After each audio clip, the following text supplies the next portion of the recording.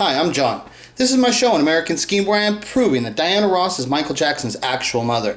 Now, this video I'm going to make right here is actually a really powerful video. It's incredible. Okay, so I have a lot of windows pulled up here, and like I always say, it's difficult for me to put this together because I'm not an editor, and I just put this on. It's like I have a rough idea of what I'm going to say, and then I just put it on and go for it, right? And so what happens is, like, when I'm smoking marijuana, one of the things about drug use is it takes the noise out of your head. It like gets rid of all the noises and shit, right? So that's the thing that happens with like drug use, why people use drugs and stuff. And a lot of people don't understand is like you can be a highly functional severe drug addict, right? Like what Michael Jackson was when you see him performing the This Is It, doing all the rehearsals for that, right? That is a highly functional severe drug addict, right? So what happened is last night I watched This Is It. Last night This Is It was on BET, so I watched it again, and there was a couple parts that really stood out to me as like, man, Michael's just really high on drugs during this stuff, right? When it's just so obvious to me, but like fans refuse to even look at it and stuff, which is like whatever and stuff, right? But one of the things too with the fans is like what I'm saying is that, and when I'm making a video like this, you got to get the noise out of your head. In order to be able to experience like the information of what I'm going to give you, you have to have in your brain needs to be silence, and you need to have no judgment. You just let yourself experience it, right? And then after it's over, you can judge it all you want. You've got the whole rest of your life to judge it all. But when it's happening, you have to be able to experience it, right?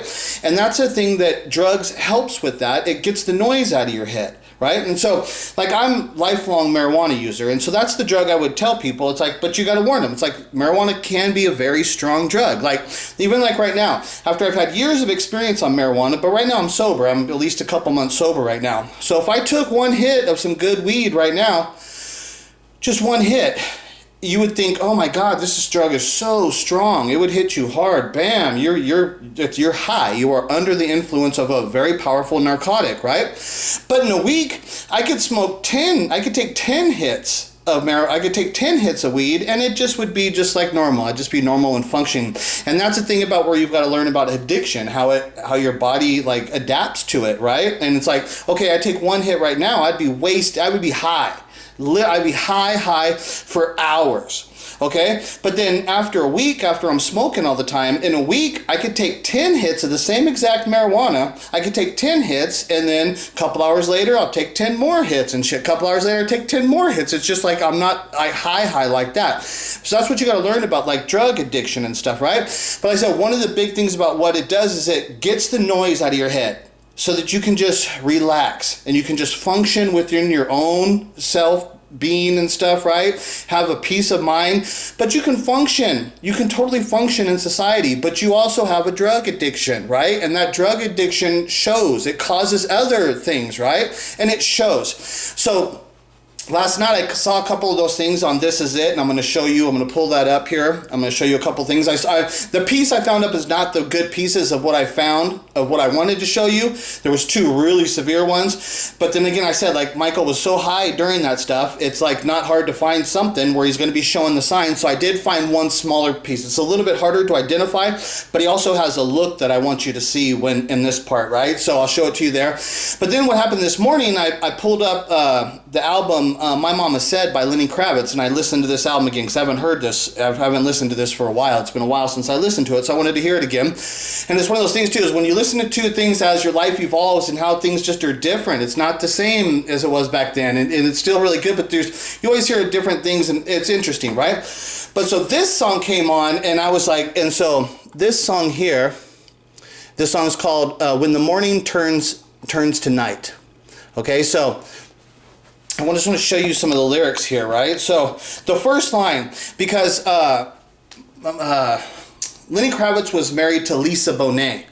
And if you know Lisa Bonet, she's married to the guy, I don't know his name, but the guy that plays Aquaman. I believe Lisa Bonet is married to that guy. That's his wife, you know.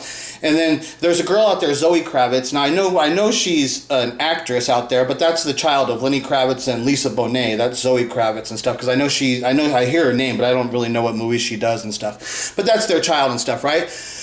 So this is Lenny Kravitz. This would be a song he's probably singing about Lisa Bonet, right? This is actually about Lisa Bonet. When he's saying "little girl," he's probably writing this about Lisa Bonet. Okay, so he says, "Little girl with heroin so blue."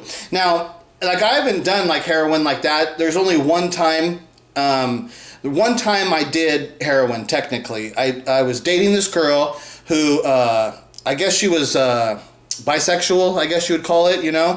It's one of those things, I don't know. She just, it's one of those things, they just party. And when you're using drugs and stuff, when you're in that culture, it's one of the things that's like, it's like they just want to, they're just people that like having sex and they like using drugs. And because they like using drugs and like having sex, they end up having sex with anybody. So then they label themselves as bisexual. But she wasn't bisexual. She just liked having sex and liked doing drugs and shit, right? And then that makes her kind of bisexual. So one time, so I was dating her for a while and shit, right? Like I said, she was my girlfriend. We're having sex. She was a girlfriend of mine. And so she takes me to, one night I'm hanging out with her and a couple of her girlfriends. And she's going to take me to what would be a gay club, right? We're going to go to like this gay club. And on the way to the gay club, she was telling me that she was going to get some ecstasy for us and shit, right? So I had never done ecstasy and stuff, right? So I didn't know exactly what it was going to be. And over time, I've seen other people taking different ecstasy pills. So I'm not going to say that all ecstasy is made the same. I'm not sure about that because I've seen other ecstasy pills that are really small. I've seen other people take small. But this pill that I took was a big white pill, and they would have called those wafers. And so it was a big white pill with brown specks all in it. There was brown, and so the brown specks would have been heroin, right? And so I took the pill, and then so we're heading to the club, and then the girl I'm with, because we both had taken a pill, so we're heading to the club, and then she's like she tells the driver, me and her in the back seat, and there's two girls in the front, and she tells the girls, pull over, and then so they pull over, and she gets out, and she starts puking, and it's like, because I had never done that before, so I didn't know what to expect and stuff, and it's like, okay, but I wasn't feeling like that at that time. I was just like, damn, that's crazy. So she starts puking, right? So then she gets back in the car, and then we're driving a little bit longer, and she's like, okay, hold on, pull over again. And then boom, we pull over and she starts puking again, right? And I'm like, hey, wait, hold on, let me out. I'm not feeling so good. And then so I get out and I start puking. And it's like, what the fuck, you know? What's this shit, right? And then so it's like after I puke though, I get back in the car and then you're just like, oh man, you're feeling so fucking good and shit, right? Oh my God, felt great. It was a really, really good high and shit, right? So then we get to the club and she's like, we need some like Jolly Ranchers, and she's like, we need some gum or Jolly Ranchers, we need something like that, right? So I've never done this stuff, so I didn't know exactly what to expect and shit, right? So she's like, we need Jolly, so I guess we got some gum or something. Oh yeah, we did stop at a liquor store. I remember now we stopped at a liquor store on the way, so she must have got some candy or something like that. So then, because then we get to the club, right? And so what happens is, because of the drug, I think it's the heroin that does it. You start grinding your teeth. And so what happens is that you find out, so what you see, it's like a sign of the drug use, is that you see that people are constantly chewing on gum or sucking on candy like that. It's because the drug makes you grind your teeth, and that's why you use the candy and shit. It's not that you want the candy, it's that you got to stop your teeth from grinding, and that's why you use it, right? So we get to the club, we go inside the club, and everybody's like chewing on gum. Like, it was one of those funny things because I had never experienced that shit before, right? So we get there, I'm fucking high, right? I'm chewing on gum too. I got something in my mouth, I know. But when we get in the club, everybody's like chewing on gum, and it was like one of those things that's like, I just laugh and I will never forget that, right? That's like, oh, it's like one of those things that you don't know until you're part of it. You don't know until once you're part of it, then you see it, and now you know what it is because you experienced it. But if you didn't know, you wouldn't understand what that was all about. You wouldn't know anything about it until you experienced it, right? So this first line, the little girl with heroin so blue. Now there's a thing like with heroin, I would assume it's the same thing when you cook, because you turn a powder into a liquid. Now I've seen it done with like methamphetamine and stuff. I've seen people, because people smoke methamphetamine, but it's a powder, and you put the powder in a glass pipe and shit, what they call glass dick. They call it a fucking glass dick and shit, the little bubble pipe and shit. It's funny with the culture. You gotta, if you're not in the culture, you never experienced, you don't know how this stuff is so prevalent in society and shit, right? There's stuff with the meth. When you start using meth, it makes your lips like like push them out a little bit. You're moving your lips a lot, right? And so like that's what happened when I did meth. As soon as I did meth, and then I went to the grocery store, we started going around. Next thing you know, you see everybody's lips are twitching like that, and it's like, God damn, everybody's on this shit. It is weird when you get into drug culture and the stuff that you experience and shit, right? It's weird. But so like the heroin, when it says that line, little girl with heroin so blue, right? And so like, I never knew exactly why that line, the blue, right? But this is a clip from a movie called American Gangster. And this is supposed to be like a true story. It's all about heroin. And he calls the heroin blue magic because it's pure. It's pure heroin. It's really high quality. And so when you cook it, I guess it turns blue. That's how you know it's that. And so he called it blue magic. And so this is him having a conversation about his blue magic heroin. I'm all right. That's not what I came here for, Nick. Yeah, everybody's good, Nick. You know, everybody's happy. Charlie, Baz, the Italians, you know, kind of go. Everybody's happy except you. I'm happy, friend. You happy? Really? Or maybe I'm the one with a problem. Yeah, go on, get it. I got a problem because I don't understand why you got to take something that's perfectly good and mess it up. See, brand names mean something. Shut the fuck up! All right, Frank, I'm sorry about that bullshit. Blue Magic. That's a brand name. Like Pepsi, that's a brand name. I stand behind it. I guarantee it. They know that, even if they don't know me any more than they know the chairman of General Mills. What are you talking about? What I'm talking about is when you chop my dope down to 1, 2, 3, 4, 5%, and then you call it Blue Magic, that is trademark infringement. You understand what I'm saying? With due respect, Frank, if I buy something, I own it. No, that ain't true. That ain't true. Buy a car and I want to paint it, I can paint it. Yeah, but you don't have to. This is what I'm saying to you, Dick. You don't have to. It's good enough the way it is. You can make enough money off it the way it is just by calling it Blue Magic. Anything more than that is greed, son. What do you want, Frank? You want me to change the name on it? I would have to insist that you change the name. Fine on me, Frank. I'll call it Red Magic. Even though that don't sound as good. I don't give a fuck what you call it. Put a chokehold on the motherfucker and call it blue dog shit. You know what I mean? Okay, that's enough of that, okay? So you hear this Blue Magic. That's the name of it, the blue magic and shit, right? So that's why... commercial shit. So that's why in Lenny Kravitz's song, when he starts it off with little girl with heroin so blue, right? It's like, oh, okay. Yeah, that's that blue magic shit, right? That's because that's the good. That means that's the good heroin, right? And then so when you know that Lenny Kravitz wrote that line, it's like, okay, he knows what the fuck he's talking about. And this is like when you start getting this more advanced understanding, you know, and the culture, the drug culture. And when they write these lines like that, the people who know. Okay, and that's why you respect this stuff, and the artist and the people like, oh, this is the real shit. So he says, you got to find the future in you. Your scepters and needles will put you away forever and a day. Because that's when that forever and a day, that means you're not just killing your life, you're killing your soul. So that's what when they say forever and a day, that's what that means. You're going to die today and you're going to fucking be dead forever because you're killing your soul too, right? Your future will haunt you before you get there. Imagine a planet with no air, all mute, no light, no sun, only night, as far away as Neverland. Neverland. Right? So that's the thing, as far away as Neverland, right?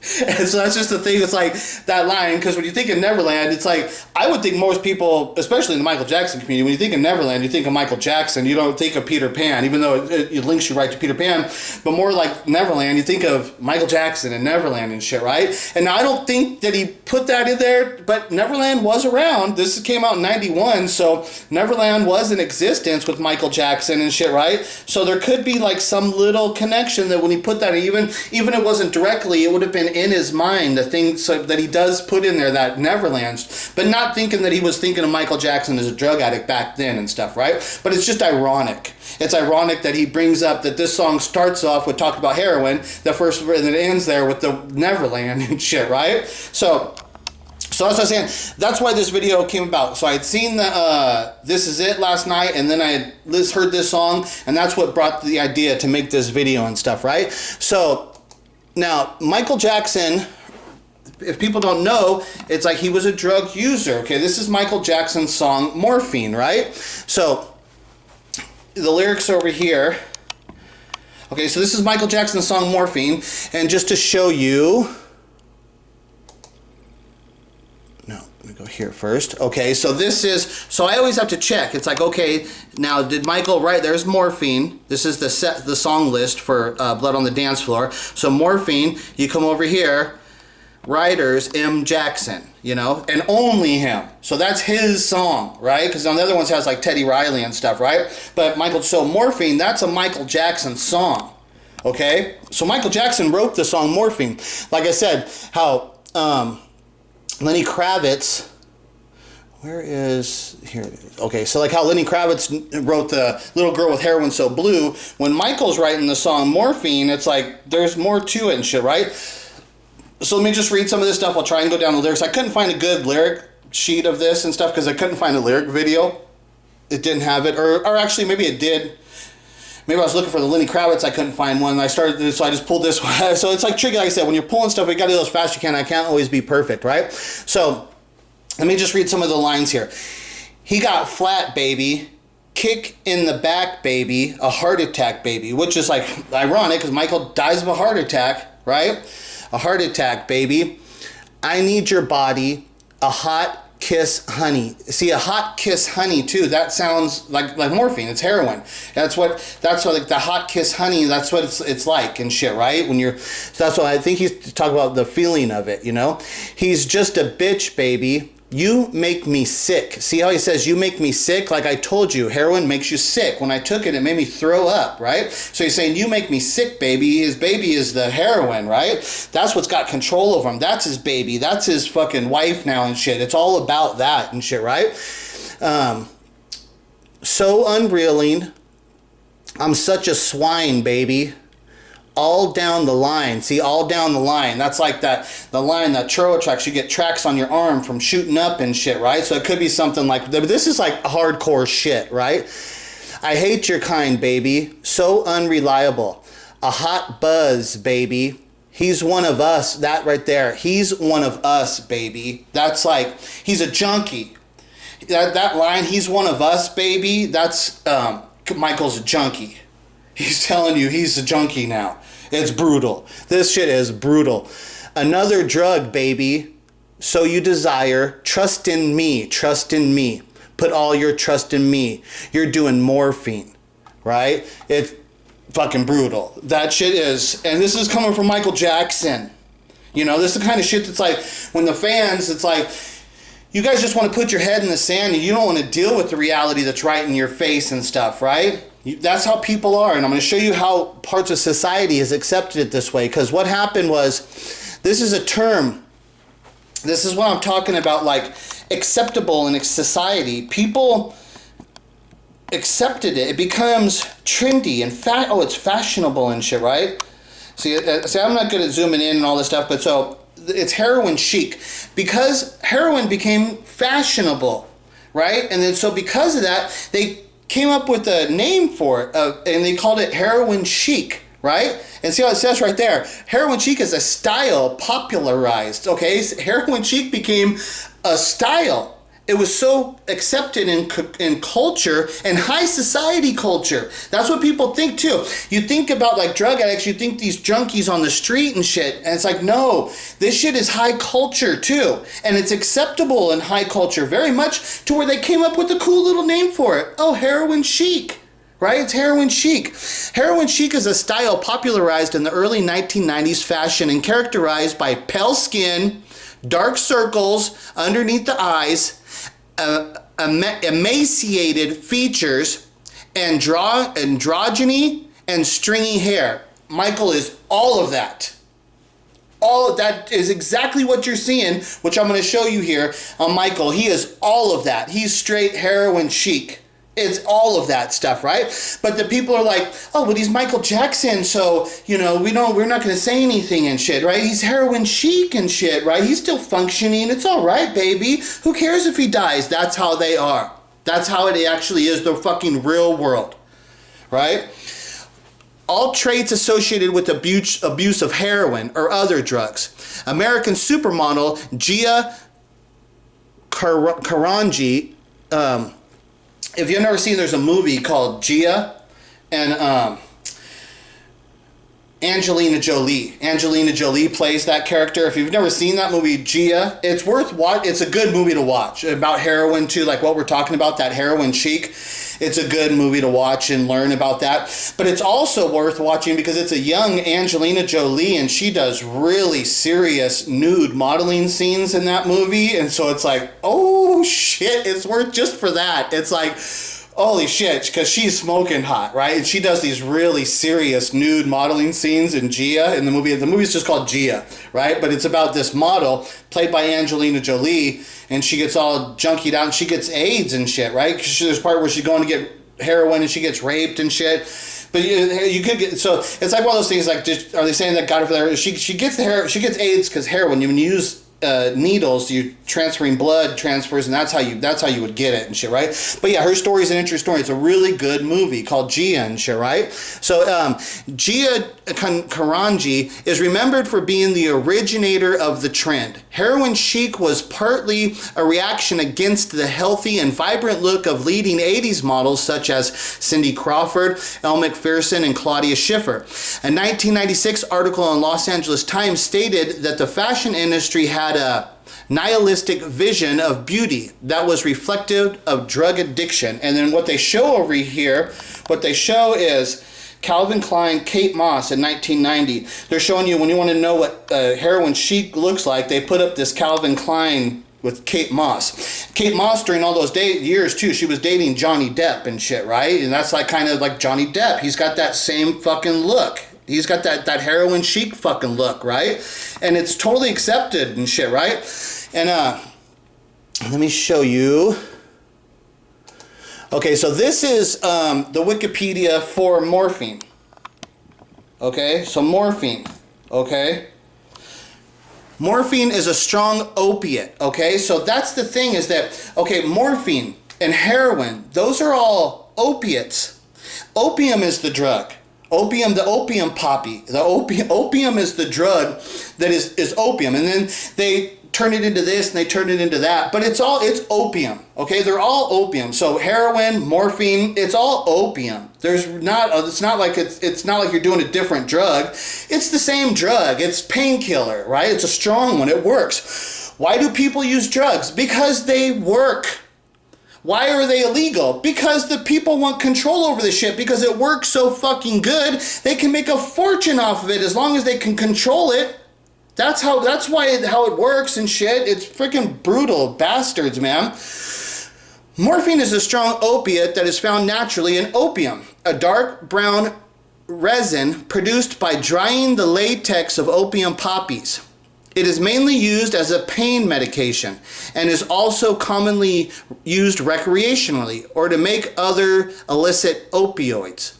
There are numerous methods used to administer morphine: oral, sublingual, via inhalation, injection into a muscle, by injection under the skin, intravenously injection into the space around the spinal cord, transdermal, or via rectal suppository. It acts directly on the central nervous system. That's what I'm saying. That's what this shit. So morphine. That's what Michael Jackson's telling you that he's using. Morphine. You know, it's just fucking crazy, and the fans don't ever want to deal. They turn the other way. No, Michael's an angel.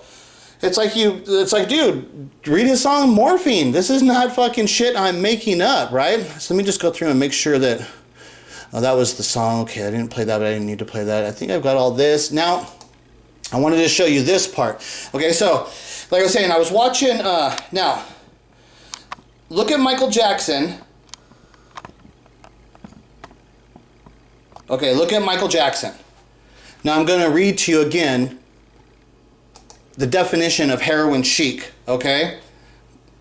See, and I couldn't pull them up at the same time and shit, right? Okay, but so you saw that picture of heroin, so I'm going to read again.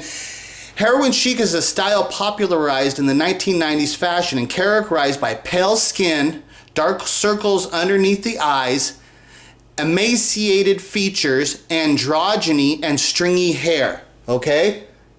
That's heroin chic. Now, look at Michael Jackson.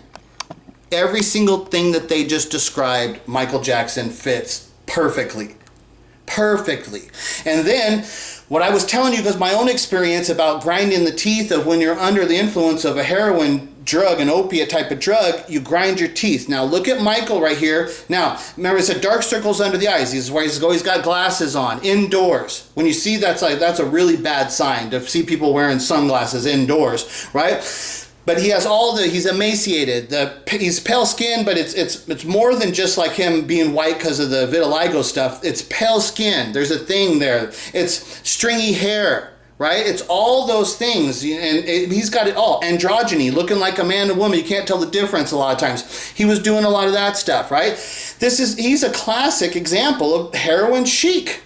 Right? But then the other feature is what you want to see is when the person is on it, like I said, because my experience is the grinding of the teeth. So what you're going to find is that they're very common thing you'll find is that they're chewing on gum, or they'll be sucking on like a Jolly Rancher or a lollipop, something like that, because it's because of the drug is why they're doing it. That's why they're actually doing it, right? So watch Michael and you'll see he's chewing on gum here. 6, 7, 8. Okay, so let me zoom. So I didn't find the best shot of what I wanted to see. Okay, so, but here, look at Michael's mouth. You'll see he's chewing on gum.